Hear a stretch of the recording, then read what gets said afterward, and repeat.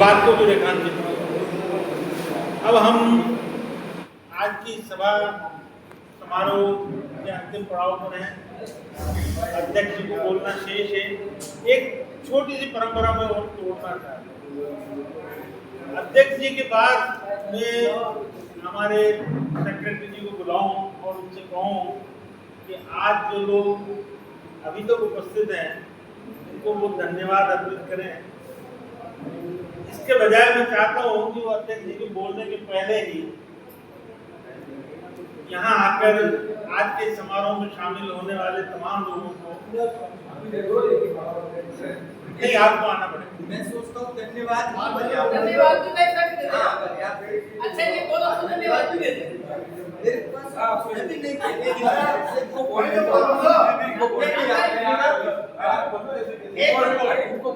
आप बोलेंगे धन्यवाद।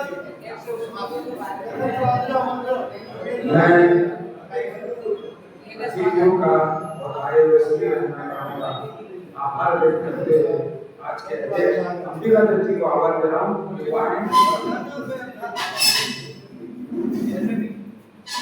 आपको सुनने के लिए बैठे बोलिए मुझे लगा, पता नहीं इनको क्यों लगा कि लोग बाद में आभार भी नहीं सुने।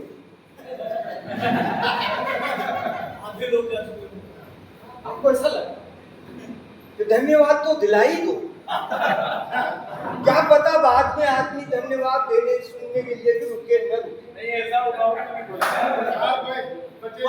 बताएंगे इस पर के अंदर क्या चल रहा है। हाँ बाद में। और ये तो भला हुआ कि बीच में नाश्ता आ गया, अन्यथा तो मैं तो डरा हुआ था कि मेरा नंबर आएगा तब तक क्या होगा। खुशनसीबी है कि लोग जीवित मिले।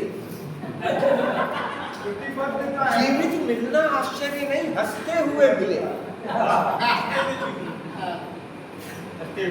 हंसते हुए मिले।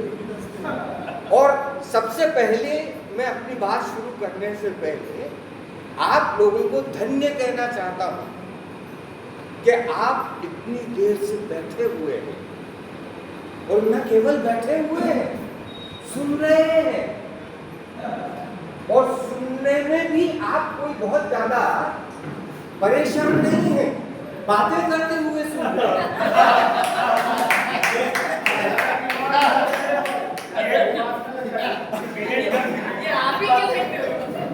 और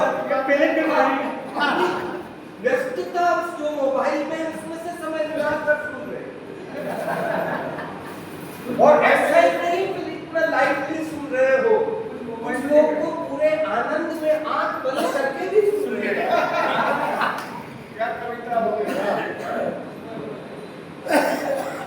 अगर ज्ञान लेना हो तो कवियों के पास नहीं जाना चाहिए।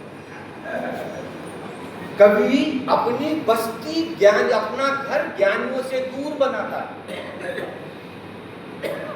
मुझे कोई बहुत ज्यादा बात आपसे ज्ञान की कहनी नहीं है, क्योंकि मुझसे पहले 2 अध्यापक और एक प्राध्यापक आपको ज्ञान दे चुके हैं।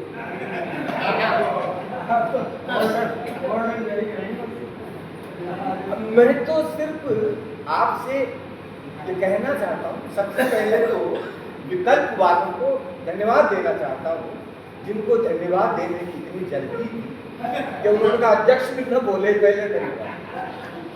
उनको सबसे पहले धन्यवाद देना चाहता हूँ कि आपने ऐसी सभा का आयोजन किया जहाँ इस कठिन समय में, जैसा रमेश जी कह रहे थे, 50 लोग तो उपस्थित हैं कोई बात सुनने के लिए। इसके लिए मैं बहुत बहुत आप लोगों को, हमारे सामाजिक, मैं शुभकामनाएं देना चाहता हूँ इन दोनों लेखकों को, जिनकी कहानियां यहाँ पढ़ी गई, सुनी गई और उन पर महत्वपूर्ण टिप्पणियां भी की गई। आज के समय में किसी लेखक के लिए अगर कोई सबसे बड़ा हासिल या उपलब्धि हो सकती है तो स्वीकृति है उसको एक पाठक स्वीकृति देता है या 10 पाठक स्वीकृति देते हैं या समाज स्वीकृति देता है, यही उसकी सबसे बड़ी कसौटी है, सबसे बड़ी उपलब्धि है। विकल्प के माध्यम से आपके रचना कर्म को यहाँ पर स्वीकृति दी गई, इसलिए आप बधाई के पात्र हैं। यह आपकी जिम्मेदारी है और बड़ा। आप लोगों के बारे में तो मैं कह ही चुका हूँ, आपको तो मैं धन्य फिर से कहना चाहता हूँ। और सिर्फ इतनी सी बात कहना चाहता हूँ कि यहाँ जो लोग बैठे हुए हैं, इन लोगों का, जिसमें मैं भी शामिल हूँ, प्रेमचंद जी से दोहरा रिश्ता है, डबल। एक रिश्ता तो वो है जो पूरे समाज का है, सारे समाज में उनके पाठक हैं, हम भी उस समाज के हिस्से हैं, तो इस लिहाज से एक रिश्ता तो वो है इसे। अब वो समाज कैसा है यह अलग बात है। वो समाज कोई अपने कवियों लेखकों की जयंती वयंती नहीं मना। मुझे ध्यान नहीं आता कि समाज में किसी लेखक की जयंती मनाने की परंपरा होती है। मुंशी प्रेमचंद जी की भी जयंती आप लोग हम लोग मिलकर मना रहे हैं, समाज में नहीं मनाते। कबीर की जयंती भी कबीरपंथी लोग ही मनाते हैं, बाकी समाज को कोई मतलब नहीं है उनसे। लेकिन व्यवहार में उनकी रचनाओं को वापरता है बेझिझक। कोई सा भी कवि हो उसकी कविता को अपने जीवन में ले आता है। तुलसीदास जी की कविताएं ले आता है, उनकी मानस को लेकर घूमता है, लेकिन उनकी जयंती मनाता हो कबीरदास जी की कविताएं तो पल पल पर कहता है, बात बात में कहता है, लेकिन उनकी जयंती नहीं मनाती। मुंशी प्रेमचंद जी के साहित्य को भी ये समाज वापरता है। कैसे वापरता है? हिंदी, आधुनिक हिंदी साहित्य में मुंशी प्रेमचंद जी से अधिक इस समाज के निकट कोई साहित्यकार नहीं है। अगर है तो आप मुझे बता दीजिए कि कितने लोगों की रचनाओं को आम लोग जानते हैं। मुंशी प्रेमचंद जी की, मुंशी प्रेमचंद जी का नाम समाज भले ही न जानता हो, मुंशी प्रेमचंद जी की रचनाओं का समाज शीर्षक न जानता हो, लेकिन उनका कंटेंट जानता है। आप जब बात करते हैं कि मुंशी प्रेमचंद जी की कहानी, तो कहते हाँ यार, वो एक बूढ़ी औरत होती है ना, जो जिसको उसके घर वाले खाना नहीं खिलाते हैं, वो झूठी पूड़ियां चाटने लग जाती है। हम कहते हैं बूढ़ी काकी, कहा वही काकी, यानी वो मुंशी प्रेमचंद को नहीं जानता, बूढ़ी काकी का नाम नहीं जानता, लेकिन उस कहानी का कंटेंट जानता है। वो उस कहानी का नाम नहीं जानता, लेकिन उस हामिद को जानता है जो चिमटा लेने गया था। वो ईदगाह को नहीं जानता, इस कंटेंट को जानता है। मैंने ये बात कही कि हमारे आधुनिक हिंदी साहित्य के पास अभी भी ऐसा कोई बड़ा लेखक नहीं है जिसके कंटेंट को इतने ज्यादा लोग समाज में जानते हो। बड़ी बावजूद इसके कि वो उनकी जयंती नहीं मनाता। जयंती न मनाने के पीछे भी इस लोक का एक दर्शन है, उसका अलग दर्शन। इसमें जब भी लोक की जब मैं बात करता हूं तो मैं समझने की अपेक्षा करता हूं कि लोक अलग है, भद्रलोक अलग है।